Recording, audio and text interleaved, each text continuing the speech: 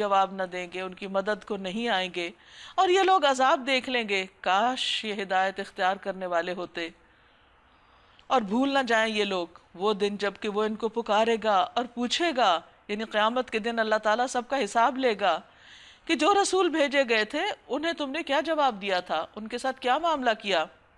اس وقت کوئی جواب ان کو نہ سوجھے گا اور نہ ہی آپس میں ایک دوسرے سے پوچھ ہی سکیں گے۔ دنیا میں یہ ہوتا ہے کہ انسان کو اگر کسی بات کا مطلب سمجھ نہ آ رہا ہو یا جواب نہ آ رہا ہو تو وہ دوسرے سے مدد لے لیتا ہے، لیکن قیامت کے دن کوئی کسی کی مدد کرے گا بھی نہیں اور انسان لے بھی نہیں سکے گا۔ البتہ جس نے آج توبہ کر لی اور ایمان لے آیا اور نیک عمل کیے، وہی یہ توقع کر سکتا ہے کہ وہاں فلاح پانے والوں میں سے ہو۔ وَرَبُّكَ يَخْلُقُ مَا يَشَاءُ وَيَخْتَارُ مَا كَانَ لَهُمُ الْخِيَرَةُ سُبْحَانَ اللَّهِ وَتَعَالَى عَمَّا يُشْرِكُونَ۔ تیرا رب پیدا کرتا ہے جو کچھ چاہتا ہے اور وہ خود ہی اپنے کام کے لیے جسے چاہتا ہے منتخب کر لیتا ہے۔ یہ انتخاب ان لوگوں کے کرنے کا کام نہیں، اور اللہ پاک ہے اور بلند و بالا تر اس شرک سے جو لوگ کر رہے ہیں۔ تو بات یہ ہے کہ اللہ تعالیٰ نے اپنی مخلوق کو پیدا کیا اور ان میں سے جس کو چاہا اپنے کام کے لیے چنا اور منتخب کیا، اور پھر ان کو جتنے چاہے اختیارات دیے، لیکن کسی کو بھی اپنی خدائی میں شریک نہیں کیا، یعنی حتیٰ کہ پیغمبروں کو بھی نہیں کیا۔ تیرا رب جانتا ہے جو کچھ یہ دلوں میں چھپائے ہوئے ہیں اور جو کچھ ظاہر کر رہے ہیں، وہی ایک اللہ ہے جس کے سوا کوئی عبادت کا مستحق نہیں، اسی کے لیے حمد ہے دنیا میں بھی اور آخرت میں بھی، فرما روائی اسی کی ہے اور اسی کی طرف تم سب پلٹائے جانے والے ہو۔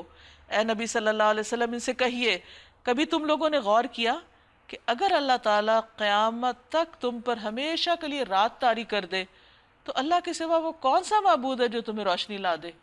یہاں اللہ کی طاقت اور اختیار کا پتہ چلتا ہے، اور اللہ کے علاوہ دوسرے معبودوں کے بے اختیار ہونے کا۔ کیا تم سنتے نہیں ہو؟ ان سے پوچھو، کبھی تم نے سوچا کہ اگر اللہ تعالیٰ قیامت تک تم پر ہمیشہ کے لیے دن طاری کر دے تو اللہ کے سوا کون سا معبود ہے؟ کون سی ایسی ٹیکنیک یا ٹیکنالوجی ہے تمہارے پاس کہ تم رات کو دن میں یا دن کو رات میں بدل سکو؟ تو اللہ کے سوا وہ کون سا معبود ہے جو تمہیں رات لا دے تاکہ تم اس میں سکون حاصل کر سکو؟ یعنی یہ سورج جو ہمارے سر پہ ہو، اگر ڈوبنے کا نام ہی نہ لے تو ساری دنیا بھی مل کے اس کو غروب نہیں کر سکتی۔ یہ اسی کی رحمت ہے کہ اس نے تمہارے لیے رات اور دن بنائے تاکہ تم رات میں سکون حاصل کر سکو اور دن کو اپنے رب کا فضل تلاش کرو، شاید کہ تم شکر گزار بنو۔ یاد رکھیں یہ لوگ وہ دن جب کہ وہ انہیں پکارے گا، پھر پوچھے گا، کہاں ہے میرے وہ شریک جن کا تم گمان رکھتے تھے؟ اور ہم ہر امت میں سے ایک گواہ نکال لائیں گے، پھر کہیں گے لاؤ اپنی دلیل۔ یہ کون گواہ ہوں گے؟ جو پیغمبر یا نیک لوگ لوگوں کی ہدایت کے لیے اللہ تعالیٰ نے مقرر کیے، تو وہ اپنی قوم کے بارے میں بتائیں گے کہ جب انہوں نے حق کی بات کی تو انہوں نے مانی یا نہیں مانی۔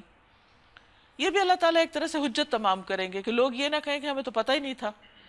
اس وقت انہیں معلوم ہو جائے گا کہ حق اللہ کی طرف سے ہے، اور گم ہو جائیں گے ان کے وہ سارے جھوٹ جو انہوں نے گھڑ رکھے تھے۔ اب یہاں قارون کا قصہ آ رہا ہے۔ ان قارون کان من قوم موسیٰ فبغى علیہم وآتیناہ من الکنوز ما ان مفاتحہ لتنوء بالعصبۃ اولي القوہ۔ یہ ایک واقعہ ہے کہ قارون موسیٰ علیہ السلام کی قوم کا شخص تھا، پھر وہ اپنی قوم کے خلاف سرکش ہو گیا تھا، اور ہم نے اس کو اتنے خزانے دے رکھے تھے کہ ان کی کنجیاں طاقتور آدمیوں کی ایک جماعت مشکل سے اٹھا سکتی تھی۔ قارون بنی اسرائیل کا ایک شخص تھا، کہا جاتا ہے کہ موسیٰ علیہ السلام کے چچا کا بیٹا تھا۔ موسیٰ علیہ السلام کے والد اور قارون کے والد دونوں سگے بھائی تھے۔ اس نے اپنی قوم سے بغاوت کی، سرکشی کی، ان کا ساتھ چھوڑا اور فرعون کا ساتھ دیا، اور کہا جاتا ہے کہ فرعون کا مقرب ہونے کی وجہ سے یہ اتنا زیادہ مالدار ہو گیا تھا کہ اس کے اتنے زیادہ خزانے تھے کہ جن کی صرف کنجیاں انسان اکیلا نہیں اٹھا سکتا تھا۔ عام طور پہ آپ دیکھیں نا کہ ایک چابی لگا کے، ایک تالا لگا کے بہت کچھ آپ رکھ سکتے ہیں، لیکن وہ اتنی مال و دولت اکٹھی کر چکا تھا، اور اسی دولت کی وجہ سے اس کے اندر سرکشی آ گئی تھی، اور اس نے اپنا دین بھی چھوڑ دیا اور اپنے لوگوں کو بھی چھوڑ دیا، اور الٹا فرعون کے ساتھ مل کر موسیٰ علیہ السلام کی مخالفت کرنے لگا، اور دولت اتنی زیادہ تھی کہ اس کی جو کنجیاں تھیں وہ ایک انسان نہیں، ایک پورا طاقتور انسانوں کا گروہ اس کو باقاعدہ اٹھاتا تھا، تب وہ ایک جگہ سے دوسری جگہ منتقل ہو سکتی تھی۔ تو پھر خزانے اور اس کے جو جتنے بھی ایسٹس تھے اس کا آپ اندازہ کر سکتے ہیں کہ وہ کتنے زیادہ ہوں گے۔ لیکن نتیجہ کیا نکلتا ہے کہ اتنا مال و دولت ہوتے ہوئے بھی، اور دنیا کی سب سے بڑی اس وقت کی طاقت کا سب سے مقرب ہوتے ہوئے بھی انجام کیا ہوا؟ ایک دفعہ جب اس کی قوم کے لوگوں نے اس سے کہا پھول نہ جا، اللہ پھولنے والوں کو پسند نہیں کرتا، لیکن اس دولت کی وجہ سے غرور نہ کر، جو مال اللہ نے تجھے دیا ہے اس سے آخرت کا گھر بنانے کی فکر کر، اور دنیا میں سے بھی اپنا حصہ فراموش نہ کر، یعنی دنیا کی ضروریات بھی پوری کرو اور آخرت کے لیے بھی کچھ خرچ کرو، احسان کرو جس طرح اللہ نے تیرے ساتھ احسان کیا ہے، یعنی اس کو نصیحت کی گئی، اور زمین میں فساد برپا کرنے کی کوشش نہ کرو، اللہ مفسدوں کو پسند نہیں کرتا۔ تو اس نے کہا یہ سب کچھ تو مجھے اس علم کی وجہ سے دیا گیا ہے جو مجھے حاصل ہے۔ اور دنیا کے بہت سے لوگوں کو یہی دھوکہ ہوتا ہے کہ جو کچھ انہیں ملا وہ ان کی اپنی ذاتی قابلیت کی وجہ سے، حالانکہ ان سے زیادہ بھی قابلیت اوروں کے پاس ہوتی ہے، مگر ان کے پاس وہ سارا مال و دولت نہیں ہوتا۔ تو یہ اصل میں اللہ کی تقسیم ہوتی ہے کہ جس کو جتنا چاہے نوازے۔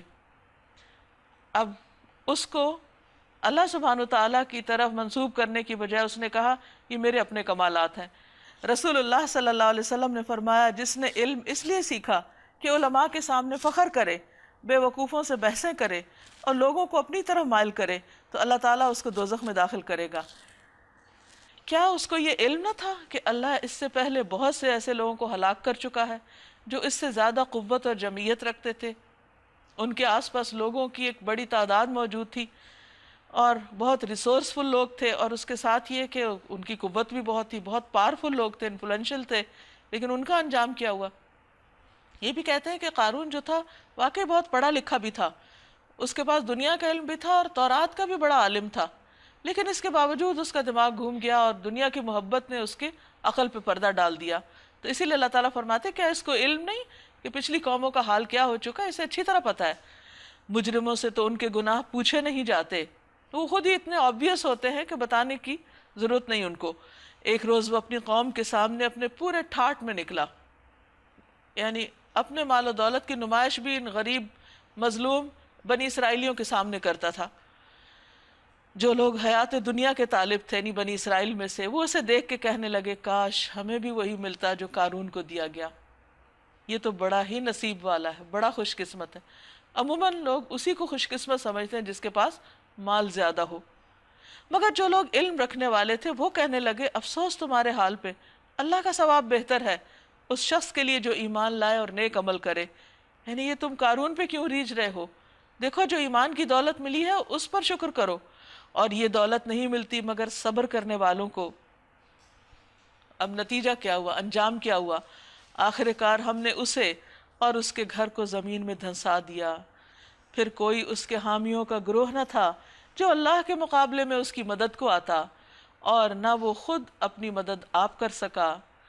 اب وہی لوگ جو کل اس کی منزلت کی تمنا کر رہے تھے کہ کاش ہمیں بھی یہ سب کچھ ملے، کہنے لگے افسوس ہم بھول گئے کہ اللہ اپنے بندوں میں سے جس کا رزق چاہتا ہے کشادہ کرتا ہے اور جسے چاہتا ہے نپا تلا دیتا ہے، یعنی یہ سب اللہ کے اپنے فیصلے ہیں۔ اگر اللہ نے ہم پر احسان نہ کیا ہوتا تو ہمیں بھی زمین میں دھنسا دیتا، یعنی ہم نے یہ تمنا کی تھی کاش ہم بھی ایسے ہو جائیں، تو اس کا انجام جو ہوا تو یہ اللہ نے ہمیں بچا لیا، ورنہ ہم بھی اس کے ساتھ نیچے جاتے۔ نبی صلی اللہ علیہ وسلم نے فرمایا بنی اسرائیل میں ایک شخص ایک جوڑا پہن کر سر کے بالوں میں کنگھی کیے ہوئے اتراتا جا رہا تھا، اس کو اپنا آپ بہت اچھا لگ رہا تھا، یعنی فخر اور غرور سے چل رہا تھا، تو اللہ تعالیٰ نے اسے زمین میں دھنسا دیا، اب وہ قیامت تک اس میں دھنستا رہے گا۔ افسوس ہم کو یاد نہ رہا کہ کافر فلاح نہیں پاتے تھے۔ اب یہ ایک ٹیکنیکلی کافر شخص نہیں تھا وہ اپنے وقت کا مسلمان، لیکن اس کی حرکتیں ایسی ہی تھیں جیسے کسی ناشکر کافر کی ہو سکتی ہیں۔ تو انہوں نے اپنی غلطی کا اعتراف کر لیا، اور غلطی کیا تھی؟ ان کی یہ غلط فہمی، مس انڈرسٹینڈنگ کہ دنیاوی خوشحالی اور دولت مندی ہی اصل کامیابی ہے۔ تو انہوں نے کہا کہ یہ اصل کامیابی نہیں ہے، اصل کامیابی کیا ہے کہ انسان اللہ کو راضی کر لے. تلک الدار الآخرۃ نجعلها للذین لا یریدون علوا فی الارض ولا فسادا والعاقبۃ للمتقین. وہ آخرت کا گھر تو ہم ان لوگوں کے لیے مخصوص کر دیں گے جو زمین میں اپنی بڑائی نہیں چاہتے، سرکشی نہیں کرتے، تکبر نہیں کرتے، جو متکبر بن کے نہیں رہتے، جو غرور نفس کا شکار نہیں ہوتے، اور اس کے ساتھ ساتھ فساد بھی نہیں کرتے. اور انجام کار تو تقوی والوں ہی کے حق میں اچھا ہے. اور تقوی کیا ہے؟ ایک کانشیس لائف. انسان محتاط زندگی بسر کرے، اس کو اپنے صرف ظاہر میں نہیں، اندر چھپی ہوئی خرابیاں بھی محسوس ہوں، اور ہر معاملے میں وہ پھونک پھونک کے قدم رکھے کہ کوئی چیز اللہ تعالیٰ کو ناراض نہ کرے. تو جو لوگ محتاط زندگی بسر کرتے ہیں، اللہ سے ڈرتے ہوئے اپنا وقت گزارتے ہیں اس دنیا میں، تو اللہ تعالیٰ انجام ان کا اچھا کر دیتا ہے. رسول اللہ صلی اللہ علیہ وسلم نے فرمایا لوگوں کو سب سے زیادہ کثرت کے ساتھ جنت میں اللہ کا تقوی یعنی اللہ کا ڈر اور اچھا اخلاق لے کر جائیں گے. اور جو ایسے تکبر کرتے ہیں اور غرور کرتے ہیں اور اپنی انجام کو بھول جاتے ہیں تو اللہ سبحانہ وتعالیٰ ان کو دنیا میں بھی سزا دیتا ہے. من جاء بالحسنۃ فلہ خیر منہا. جو کوئی بھلائی لے کر آئے گا اس کے لیے اس سے بہتر بھلائی ہے، اور جو برائیاں لے کر آئے تو برائیاں کرنے والوں کو ویسا ہی بدلہ ملے گا جیسے وہ عمل کرتے تھے. یعنی اللہ کا قانون اتنا صاف ہے، اتنا واضح ہے، اتنا کلیئر ہے کہ اس میں کوئی شک کی گنجائش ہی نہیں، اور اس کی کوئی بہت بڑی وضاحت بھی نہیں کہ ہر شخص جو اچھا کرے گا اس کو اچھا بدلہ مل کے رہے گا، اور جو برا کرے گا اس کا بھی ذمہ اس پر ہے. ان الذی فرض علیک القرآن لرادک الی معاد.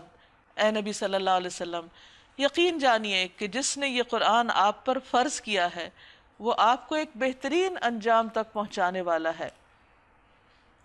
یعنی اس نے آپ پر یہ ذمہ داری ڈالی ہے کہ آپ خلق خدا کی بھلائی کے لیے ان کو اللہ کا پیغام پہنچائیں. آپ کو اس پیغام کے پہنچانے میں جو مشکلات پیش آ رہی ہیں آپ یہ نہ سمجھیے کہ اس سے آپ کا مشن مکمل نہیں ہوگا. نہیں، اللہ تعالیٰ آپ کو بہترین انجام تک پہنچائے گا. اور معاد کہتے ہیں اس آخری انجام کو جہاں انسان کو پلٹنا ہے. ان لوگوں سے کہہ دیجئے میرا رب خوب جانتا ہے کہ ہدایت لے کر کون آیا ہے اور کھلی گمراہی میں کون مبتلا ہے. تم اس بات کے ہرگز امیدوار نہ تھے کہ تم پر کتاب نازل کی جائے گی، یہ تو محض تمہارے رب کی مہربانی سے نازل ہوئی ہے. پس آپ کافروں کے مددگار نہ بنے. اور ایسا کبھی نہ ہو کہ اللہ کی آیات جب آپ پر نازل ہوں تو کفار تمہیں ان سے باز رکھیں، یعنی ان پر عمل کرنے سے یا ان کے پیغام کو آگے پہنچانے سے. جو بات جیسی اتری ہے ویسی ہی پہنچا دی جائے. اپنے رب کی طرف دعوت دیجیے اور ہرگز مشرکین میں شامل نہ ہوئیے، اور اللہ کے ساتھ کسی دوسرے معبود کو نہ پکاریے، اس کے سوا کوئی معبود نہیں ہے. کل شیء ہالک الا وجہہ. ہر چیز ہلاک ہونے والی ہے سوائے اس کی ذات کے. لہ الحکم. فرما روائی اسی کی ہے. وَإِلَيْهِ تُرْجَعُونَ.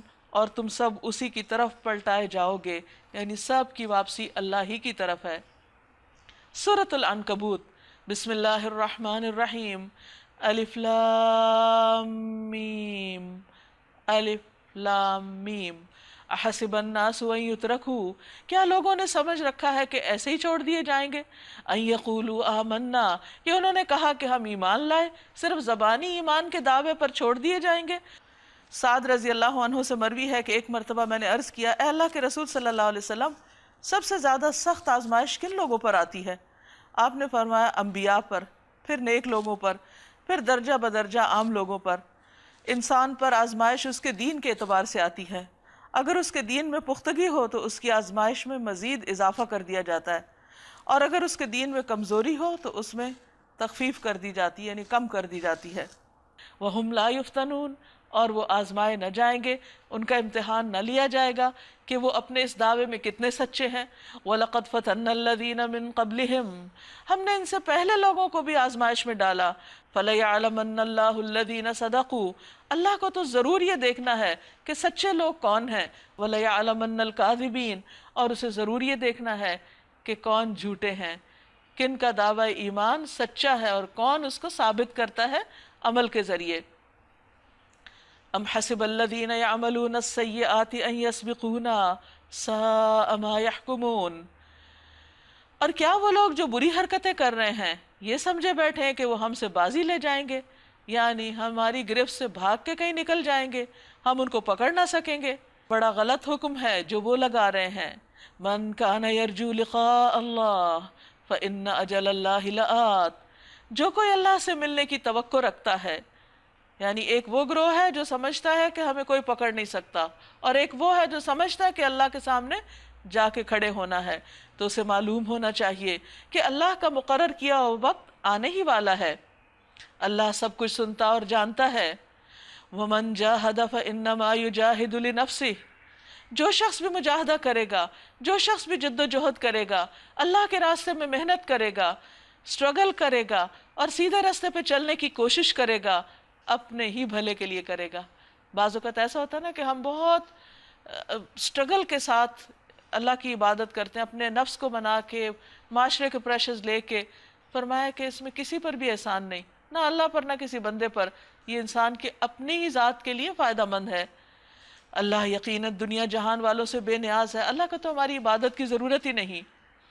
والذین آمنوا وعملوا الصالحات، اور وہ لوگ جو ایمان لائیں اور اچھے کام کریں، لنکفرن عنہم سیئاتہم، ہم ان کی برائیاں ان سے دور کر دیں گے، یعنی ان کی نیکیوں کی وجہ سے ان کے گناہوں کو معاف کر دیں گے۔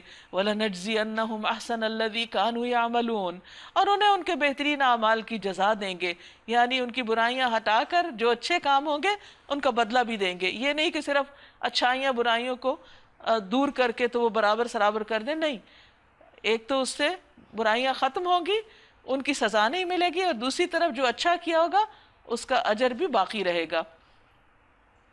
وَوَصَّيْنَا الْإِنسَانَ بِوَالِدَيْهِ حُسْنًا، ہم نے انسان کو ہدایت کی کہ اپنے والدین کے ساتھ نیک سلوک کرے، اچھا سلوک کرے، بہترین سلوک کرے۔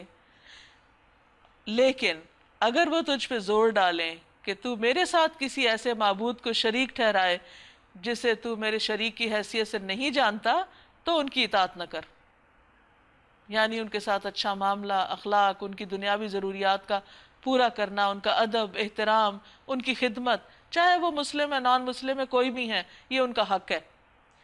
لیکن جہاں وہ اللہ کے مقابلے میں آئیں یا اللہ تعالیٰ کی عبادت سے روکیں، وہاں ان کی بات نہیں مانی جائے گی۔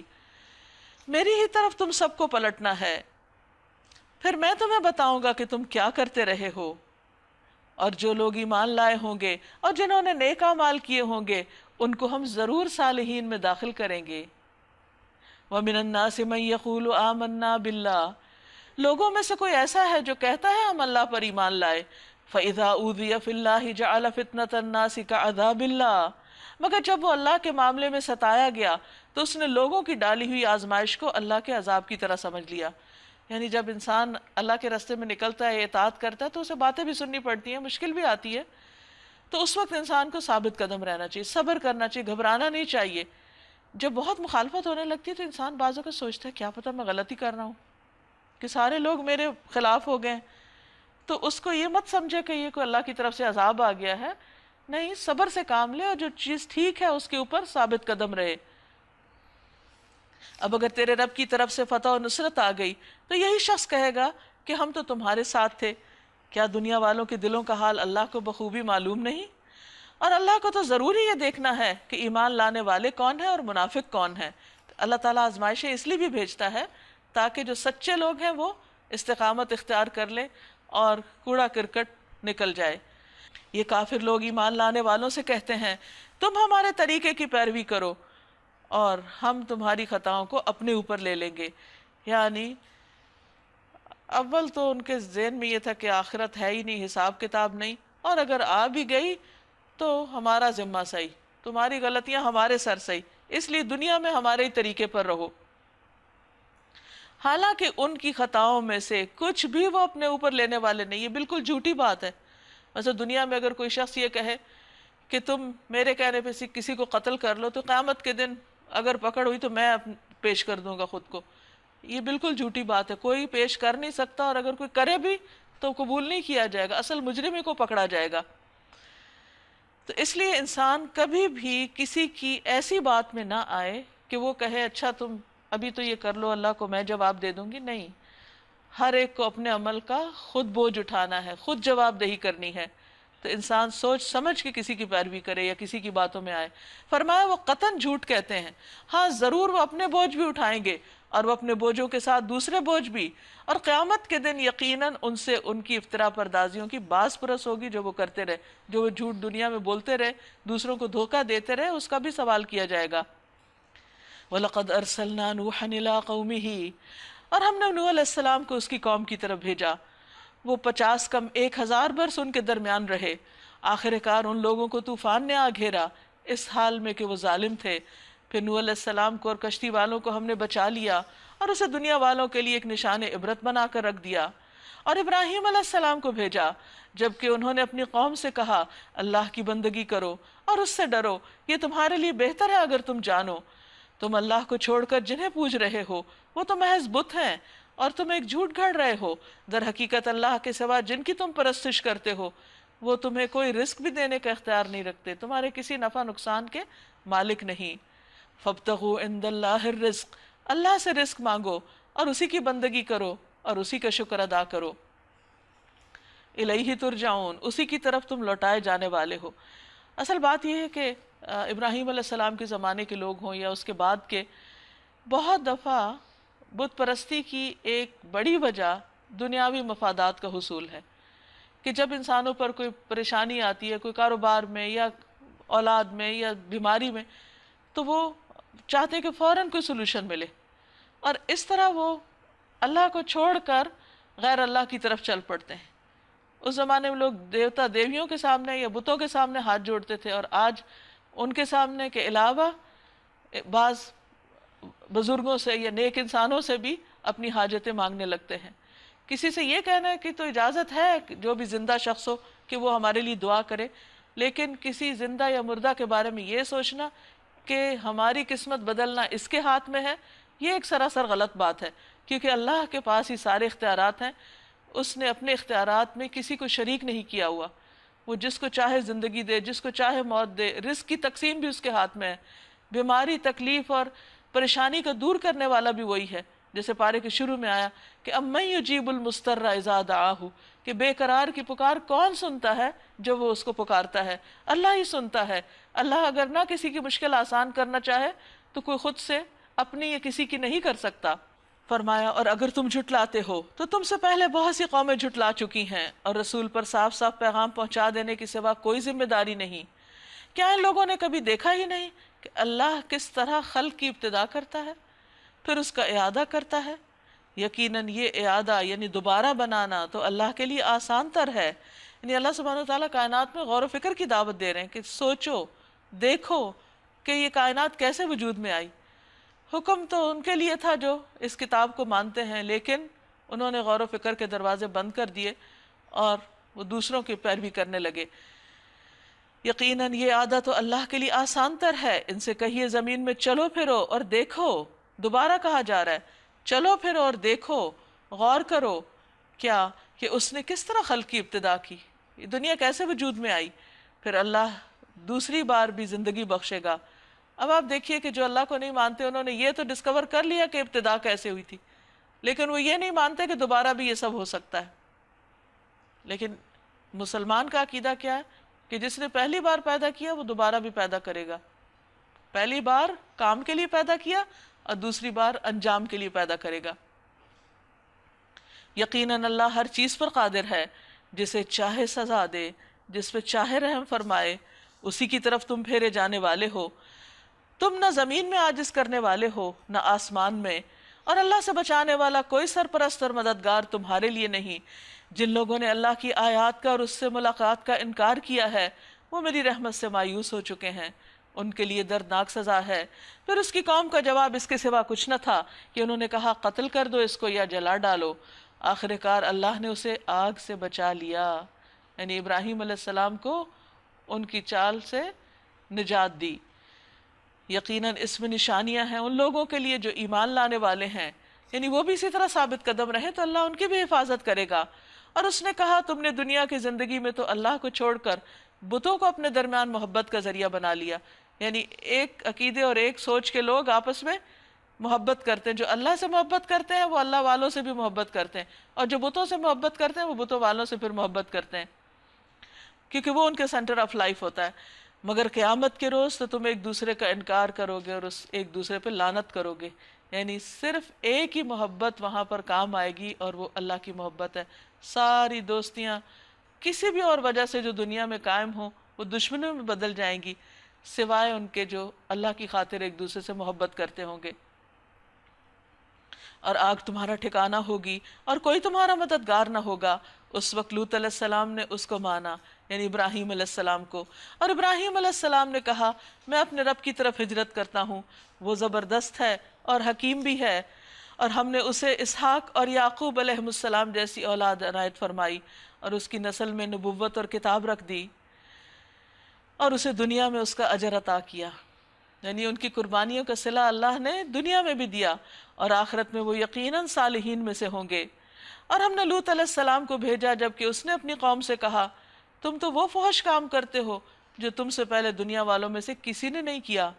کیا تمہارا حال یہ ہے کہ مردوں کے پاس جاتے ہو, ہومو سیکشولز ہو, اور رہزنی کرتے ہو, یعنی راستے میں مسافروں کو لوٹتے ہو, اور اپنی مجلسوں میں یعنی اوپنلی پبلکلی برے کام کرتے ہو. پھر کوئی جواب اس کی قوم کے پاس اس کے سوا نہ تھا کہ انہوں نے کہا لے آؤ اللہ کا عذاب اگر تم سچے ہو. لوط علیہ السلام نے کہا اے میرے رب, ان مفسد لوگوں کے مقابلے میں میری مدد فرما. اور جب ہمارے فرشتے ابراہیم علیہ السلام کے پاس بشارت لے کے پہنچے, بیٹے کی خوشخبری لائے, تو انہوں نے اس سے کہا ہم اس بستی کے لوگوں کو ہلاک کرنے والے ہیں, یعنی قوم لوط کو. اس کے لوگ سخت ظالم ہو چکے ہیں. ابراہیم علیہ السلام نے کہا وہاں تو لوط موجود ہے علیہ السلام. انہوں نے کہا ہم خوب جانتے ہیں کہ وہاں کون کون ہے, ہم اس کی بیوی کے سوا اسے اور اس کے باقی سب گھر والوں کو بچا لیں گے. اس کی بیوی پیچھے رہ جانے والوں میں سے تھی.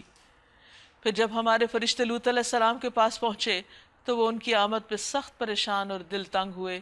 انہوں نے کہا نہ ڈرو نہ رنج کرو, ہم تمہیں اور تمہارے گھر والوں کو بچا لیں گے, سوائے تمہاری بیوی کے جو پیچھے رہ جانے والوں میں سے ہے. بار بار اس بات کی تکرار آتی ہے کہ ان کی بیوی ساتھ نہیں بچ سکی. اس سے یہ پتہ چلتا ہے کہ پیغمبر اپنے گھر والوں کو بھی بچانے کا اختیار نہیں رکھتے اگر وہ سیدھی راہ پر نہ ہو.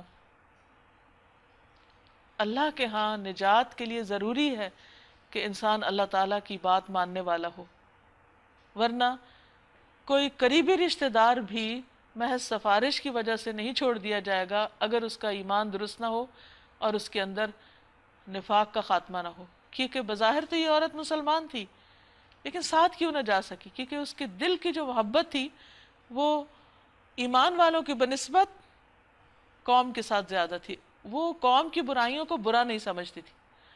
حدیث میں آتا ہے کہ کوئی تم میں سے برائی دیکھے تو ہاتھ سے دور کرے, نہیں تو زبان سے روکے. اگر اس کے بس میں یہ بھی نہیں تو پھر دل میں برائی کو ضرور برا سمجھے, کیونکہ جو شخص دل میں بھی برائی کو برا نہیں سمجھتا پھر اس کے دل میں رائی کے دانے برابر بھی ایمان نہیں ہوتا. تو جب ایمان ہی نہیں تو پھر ایمان والوں کے ساتھ کہاں. اس لیے وہ خاتون پیچھے رہ گئی. ہم اس بستی کے لوگوں پر آسمان سے عذاب نازل کرنے والے ہیں اس فسق کی بدولت, نافرمانی کی بدولت جو یہ کرتے رہے ہیں. اور ہم نے اس بستی کی ایک کھلی نشانی چھوڑ دی ہے ان لوگوں کے لیے جو عقل سے کام لیتے ہیں. اس سے مراد ڈیڈ سی ہے. اہل عرب وہاں سے اپنے تجارتی قافلے لے کے گزرتے تھے اور ان سب کو پتا تھا کہ یہاں کون قوم آباد تھی, ان کے کیا کرتوت تھے, کس طرح ان کی تباہی ہوئی, کس طرح وہ زمین میں دھنس گئے, کس طرح ان کی بستی کو الٹا کے پھینکا گیا, پتھروں کی بارش ہوئی, اور زمین کے اندر اب بھی ان کے آثار موجود ہیں. تو یہ ساری چیزیں اللہ سبحانہ وتعالیٰ فرماتے ہیں کہ یہ ہم نے ایک نشانی کھلی چھوڑی ہوئی ہے, جو بھی عقل رکھتا ہو جا کر اس سے سبق لے. وَإِلَىٰ مَدْيَنَ أَخَاهُمْ شُعَيْبًا, اور مدین کی طرف ہم نے ان کے بھائی شعیب علیہ السلام کو بھیجا. اس نے کہا ہے میری قوم کے لوگو اللہ کی بندگی کرو اور روز آخرت کے امیدوار رہو اور زمین میں مفسد بن کر زیادتیاں نہ کرتے پھرو. اب آپ دیکھیے کہ مسلسل ایک چیز سے روکا جا رہا ہے اور وہ ہے زمین کا فساد اور بگاڑ, اخلاق کا بگاڑ ہو یا کھیتیوں کا بگاڑ ہو یا نسلوں کا یا کسی بھی چیز کا. مگر انہوں نے اسے جھٹلا دیا. آخر کار ایک سخت زلزلے نے انہیں آ لیا اور وہ اپنے گھر میں پڑے کے پڑے رہ گئے. اور عاد اور سمود کو ہم نے ہلاک کیا، تم وہ مقامات دیکھ چکے ہو جہاں وہ رہتے تھے۔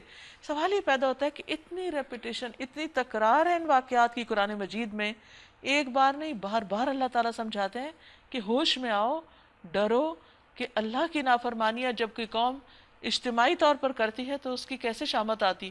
یہ دنیا میں کھلے کھلے اللہ کی ناراضگی کے نشان ہیں، ان سے تم سبق لے لو تاکہ آخرت میں بچ جاؤ۔ ان کے اعمال کو شیطان نے ان کے لیے خوشنما بنا دیا تھا، یعنی وہ اپنے کاموں کو برا نہیں سمجھتے تھے، وہ اپنے طور پہ بڑے ترقی یافتہ لوگ تھے، اور انہیں راہ راست سے دور کر دیا، حالانکہ وہ ہوش کوش رکھتے تھے۔ کانو مستبصرین، بڑے سمجھدار لوگ تھے، جاہل اور نادان نہیں تھے کہ جہالت میں مارے گئے، اپنے وقت کے ترقی یافتہ اور دنیاوی معاملات میں بڑے ہی تیز۔ تو ایسے لوگ غلط کاموں میں آگے بڑھے ہوئے تھے اور اپنے کاموں کو صحیح سمجھتے تھے اور شیطان کے پھیر میں آئے ہوئے تھے۔ وقارون وفرعون وہامان، اور قارون اور فرعون اور حامان، ان کو بھی ہم نے ہلاک کیا۔ قارون تو اپنے مال و دولت پہ بہت تکبر کرتا تھا، فرعون اپنی جاہ اور اپنے حکومت پہ، اور حامان جو اس کا وزیر تھا، یہ سارے ایک ہی طرح کے لوگ تھے، لہٰذا ایک ہی انجام کو پہنچے۔ موسیٰ علیہ السلام ان کے پاس کھلی نشانیاں لائے، مگر انہوں نے زمین میں اپنی بڑائی کا زوم کیا، تکبر کیا، حالانکہ وہ سبقت لے جانے والے نہ تھے، یعنی اللہ سے بھاگ کے کہیں جا نہیں سکتے تھے، اس کے باوجود وہ بھولے ہوئے تھے کہ ہماری یہ وقتی طاقت ہے اور یہ ہمیں اللہ سے بچا نہیں سکتی ہے، نہ یہ مال و دولت اور نہ یہ حکومت اور نہ ہی یہ وزارت، لیکن اس کے باوجود وہ دھوکہ کھا گئے۔ آخر کار ہر ایک کو ہم نے اس کے گناہ میں پکڑ لیا، پھر ان میں سے کسی پر ہم نے پتھراؤ کرنے والی ہوا بھیجی، یعنی قوم عاد کی طرف اشارہ ہے، جن پر مسلسل 7 رات 8 دن تک سخت ہوا کا طوفان جاری رہا، یہاں تک کہ ایک ایک ختم ہو گیا۔ کسی کو ایک زبردست دھماکے نے آ لیا، قوم سمود۔ کسی کو ہم نے زمین میں دھسا دیا، قارون۔ کسی کو غرق کر دیا، فرعون اور حامان۔ اللہ ان پر ظلم کرنے والا نہ تھا، مگر وہ خود ہی اپنے اوپر ظلم کر رہے تھے۔ جن لوگوں نے اللہ کو چھوڑ کر دوسرے سرپرست بنا لیے ہیں، اوروں کے اوپر بھروسہ کیے بیٹھے ہیں، ان کی مثال مکڑی جیسی ہے جو اپنا ایک گھر بناتی، اور سب گھروں سے زیادہ کمزور گھر مکڑی کا ہی ہوتا ہے۔ کاش یہ لوگ علم رکھتے کہ غیر اللہ کے سہارے مکڑی کے گھر کی طرح کمزور ہیں۔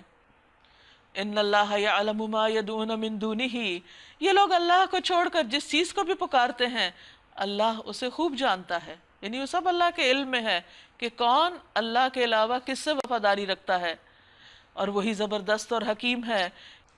وَتِلْكَ الْأَمْثَالُ نَضْرِبُهَا لِلنَّاسِ، یہ مثالیں ہم لوگوں کو سمجھانے کے لیے بیان کرتے ہیں، یہ پچھلی بستیوں کی اور اقوام اور افراد کی، لیکن وَمَا يَعْقِلُهَا إِلَّا الْعَالِمُونَ، ان کو وہی سمجھتے ہیں جو علم رکھتے ہوں، کیونکہ علم رکھنے والوں کے اندر خدا کی خشیت ہوتی ہے، جیسے قرآن مجید میں ایک اور جگہ پر آتا ہے انما یخشی اللہ من عبادہ العلماء، اللہ سے ڈرتے ہیں اس کے علم والے بندے ہی۔ اور کیسا علم؟ جو انسان کو یقین عطا کرے، صرف انفارمیشن نہیں۔ خلق اللہ السماوات والارض بالحق، اللہ نے آسمانوں اور زمین کو حق کے ساتھ پیدا کیا۔ ان فی ذلک لآیۃ للمؤمنین، یقیناً اس میں ایک نشانی ہے ایمان والوں کے لیے۔ وآخر دعوانا ان الحمد للہ رب العالمین۔ یہاں پر پارہ اختتام کو پہنچا۔ اب آپ سے گزارش ہے کہ آپ اس بارے میں اپنے خیالات کا اظہار کرنا چاہیں، یا جو بات آج آپ نے اس پارے سے سیکھی ہے اس کا ذکر کرنا چاہیں تو موسٹ ویلکم۔ آج کے پارے میں جو چیز بہت زیادہ اوور ویلمنگ بالکل شروع سے ہی رہی ہے وہ اللہ سبحانہ و تعالیٰ کی ایبسولوٹ پاور، ایبسولوٹ اتھارٹی اور اللہ سبحانہ و تعالیٰ کی میجسٹی کا بیان ہے۔ ایک طرف ایک الہ، ایک اللہ سبحانہ و تعالیٰ جو کہ انتہا سے زیادہ طاقت کے مالک ہیں اور اختیار کے مالک ہیں، اور دوسری طرف انسان جو کہ انتہائی ہیلپ لیس اور علم سے بھی خالی۔ ایک طرف اللہ سبحانہ و تعالیٰ کے پرفیکٹ علم کی بات ہے اور حکمت کی بات ہے، اور دوسری طرف انسان کی کم علمی کی بات ہے۔ اور اوورآل جو چیز بہت اسٹرانگلی فیل ہوئی وہ یہ کہ انسان کی نجات اسی میں ہے کہ وہ اللہ سبحانہ و تعالیٰ کے اس اختیار، اس اتھارٹی، اس ایبسولوٹ جو قدرت ہے اللہ سبحانہ و تعالیٰ کی انسان کے اوپر، اس کا تقاضا یہی ہے کہ انسان اللہ سبحانہ و تعالیٰ کی فرما برداری اختیار کر لے۔ اور بار بار عقل کا تذکرہ کیا گیا اور علم کا بھی تذکرہ کیا گیا، تو انسان کی عقل مندی محض اس میں نہیں ہے کہ وہ یہ صرف آئیڈینٹیفائی کرے کہ اچھا میرے یہ حالات اس لیے ہیں کہ میں یہ اللہ کی نافرمانی کر رہا ہوں، بلکہ انسان کی عقل مندی اس میں ہے کہ وہ نہ صرف یہ کہ آئیڈینٹیفائی کرے کہ میرے یہ حالات یا میری یہ مشکلات اس لیے ہیں کہ کہیں میں اللہ کی نافرمانی تو نہیں کر رہا، بلکہ ساتھ ہی ان کی اصلاح کرنے میں بھی ہے۔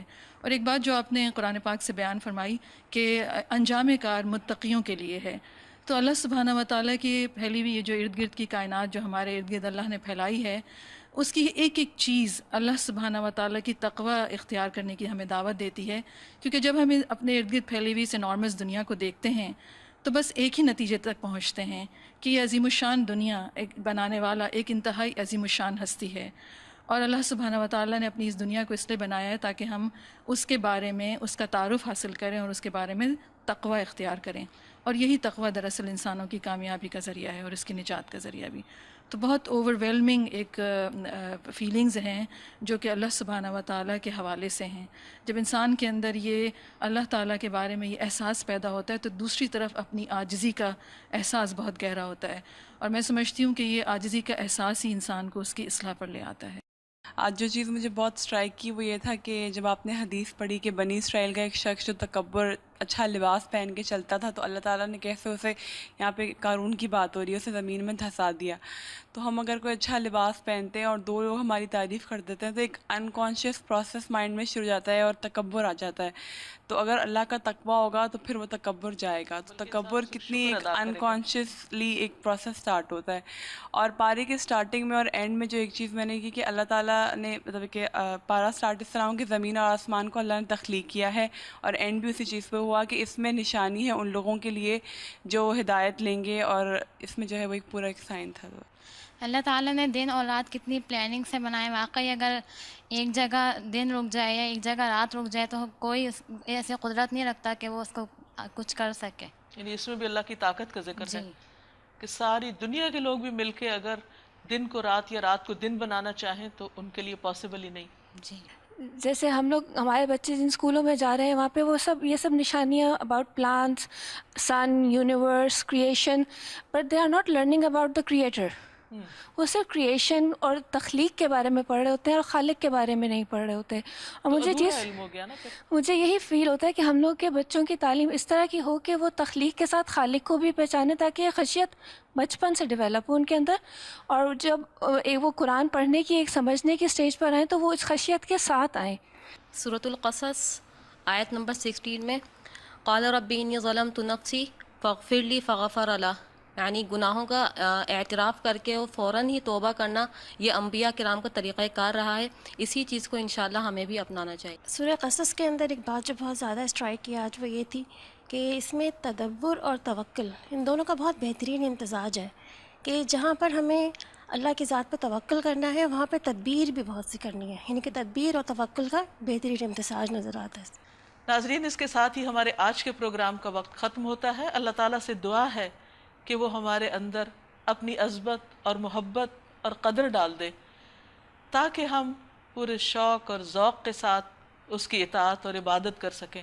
ہم اس کا حق تو ادا نہیں کر سکتے لیکن ایک خواہش تو رکھ سکتے ہیں، کوشش تو کر سکتے ہیں۔ اللہ ہمیں کوشش کی توفیق عطا فرمائے۔ وآخر دعوانا ان الحمد للہ رب العالمین۔ السلام علیکم ورحمۃ اللہ وبرکاتہ۔